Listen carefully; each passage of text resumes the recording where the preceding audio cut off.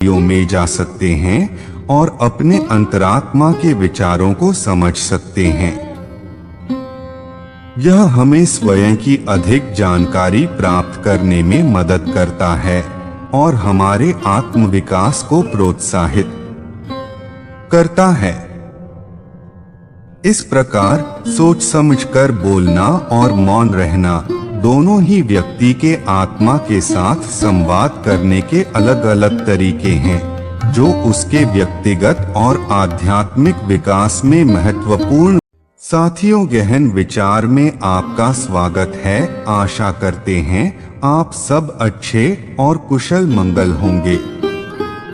दोस्तों, मौन रहना भी एक अत्यधिक महत्वपूर्ण साधना है, जिससे हम अपने आंतरिक शांति और आत्मसमझ को प्राप्त कर सकते हैं। मौन के माध्यम से हम अपने आत्मा की गहराई भूमिका निभाते हैं। अगर बहस करने वालों में एक व्यक्ति शांत रहे तो बहस कभी नहीं हो सकती। मौन सबसे अच्छा उत्तर है किसी ऐसे व्यक्ति के लिए जो आपके शब्दों को महत्व नहीं देता। शरीर का शोर सुनाई दे जाता है, कभी आराम से बैठकर कभी आत्मा की भी सुनो। अज्ञान की सबसे बड़ी संपत्ति है मौन, और जब वह इस रहस्य को जान जाता है तब अज्ञान नहीं रहता। कब और कहां आश्चर्य हुआ और सोचने लगा कि इतनी मछलियां होने के बाद भी कोई मछली फंसी क्यों नहीं। एक रास्ते चलते हुए व्यक्ति ने जब यह सब देखा तो मछुआरे से कहा, लगता है भैया यहाँ इस नदी पर मछली पकड़ने बहुत दिनों बाद आए हो। अब इस तालाब की मछलियां कांटे में नहीं फंसती। मछुआरे ने आश्चर्य से पूछा, क्यों भाई, ऐसा क्या है यहाँ? रास्ते चलने वाला व्यक्ति बोला, कुछ दिनों पहले इस नदी के किनारे एक बहुत बड़े संत ठहरे थे। उन्होंने यहाँ मौन के महत्व पर प्रवचन। मौन रहना है। अगर इंसान यह सीख ले तो उसके जीवन की आधी समस्याएं अपने आप खत्म हो जाएंगी। मुझे कभी इसका खेद नहीं हुआ कि मैं मौन क्यों रहा, परंतु इसका खेद अनेक बार हुआ कि मैं बोल क्यों पड़ा। मौन नींद की तरह है, वह विवेक को ताजा रखता है। मौन रहकर मैं अन्य लोगों की कमियों को सुन लेता हूँ और अपनी कमियों को छिपा लेता हूँ। सही जगह और सही वजह पर बोलना जरूरी है, वरना चुप रहना ही बेहतर है। यदि तुम चाहते हो कि लोग तुम्हें तुम्हारी वास्तविक योग्यता से अधिक योग्य व्यक्ति समझें तो कम बोलो। बुद्धिमानी की बात कहने की अपेक्षा बुद्धिमान प्रतीत होना अलग बात है। आइए साथियों, मौन के महत्व को हम इस कहानी के माध्यम से समझते हैं। एक मछुआरा कांटा डाले नदी के किनारे बैठा था। काफी समय बाद भी कोई मछली कांटे में नहीं फंसी, ना ही कोई हलचल हुई तो वह सोचने लगा, कहीं ऐसा तो नहीं कि मैंने कांटा गलत जगह डाल दिया है, यहाँ कोई मछली ही न हो। उसने नदी में देखा तो उसके कांटे के आसपास तो बहुत सी मछलियां थीं। उसे बहुत दिया था। उनकी वाणी में इतना तेज था कि जब वे प्रवचन देते तो सारी मछलियां बड़े ध्यान से प्रवचन सुनती।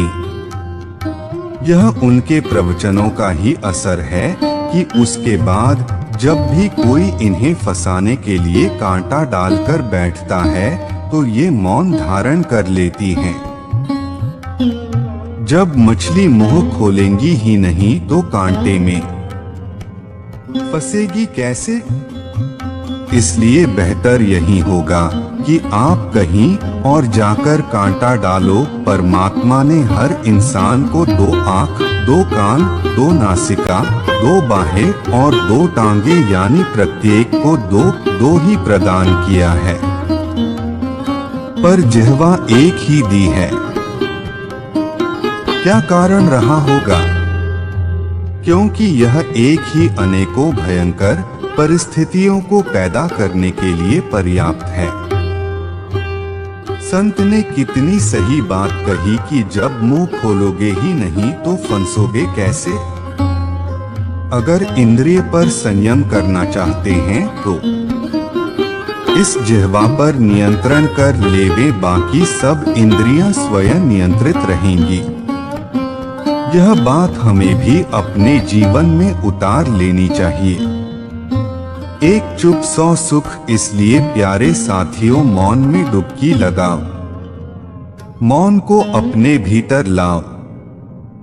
वहां शांति का परम राज्य है, दिव्य अनुभूति की रसधारा व शक्तियों का स्रोत है, जहां सब थकान, संताप और उदासी समाप्त हो जाती है। यह मौन बड़ा शुभ है। जैसे मौन हमारे अंदर गहराएगा वैसे वाणी भी प्रमाणित होती चली जाएगी। उस बोलने में अत्यंत माधुर्य होगा, उसमें सत्य की सुगंध होगी और आपको अनुभव होगा कि बोलने पर भी आपका मौन खंडित नहीं होता।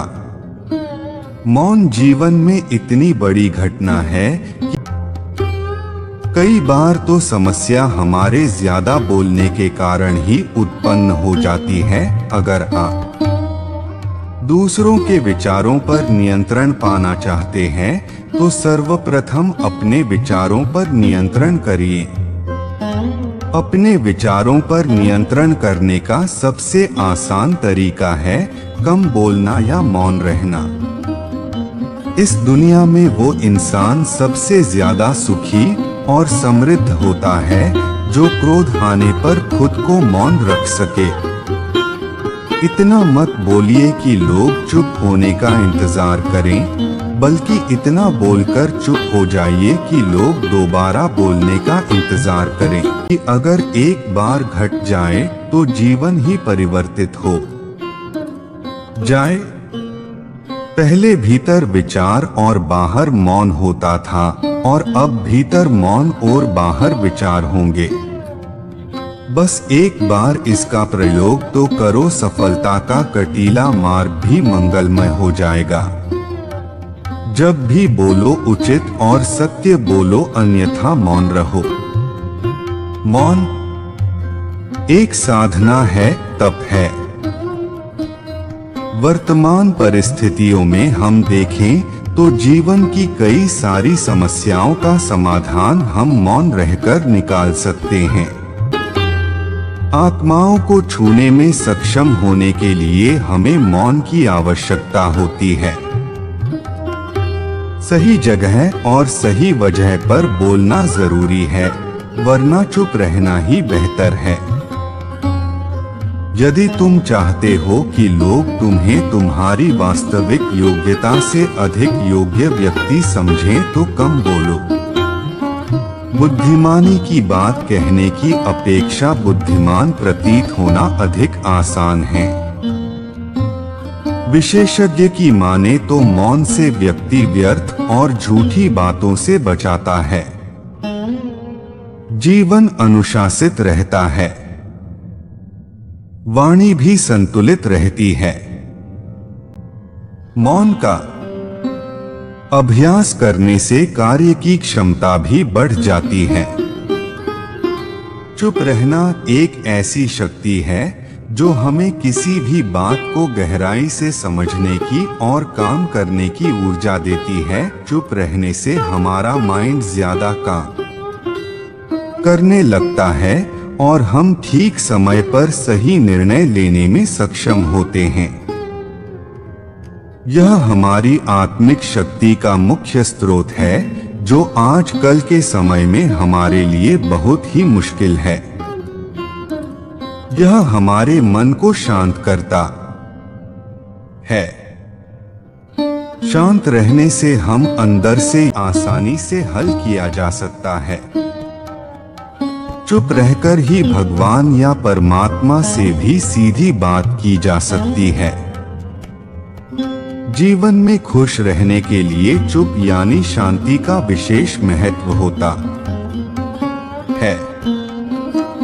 साथियों, अगर वीडियो अच्छी लगी हो तो हमारी वीडियो को लाइक और चैनल सब्सक्राइब करें। यानी दिल से सच्ची खुशी महसूस करते हैं, जिसका अंदाजा हम खुद भी नहीं लगा सकते।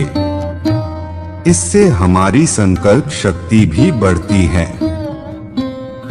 इसलिए जो लोग कम बोलते हैं, उनके द्वारा कही गई बातें जल्दी सच हो जाती हैं, क्योंकि वे लोग सकारात्मक विचारों के होते हैं और उनका मन अंदर से बहुत शांत होता है।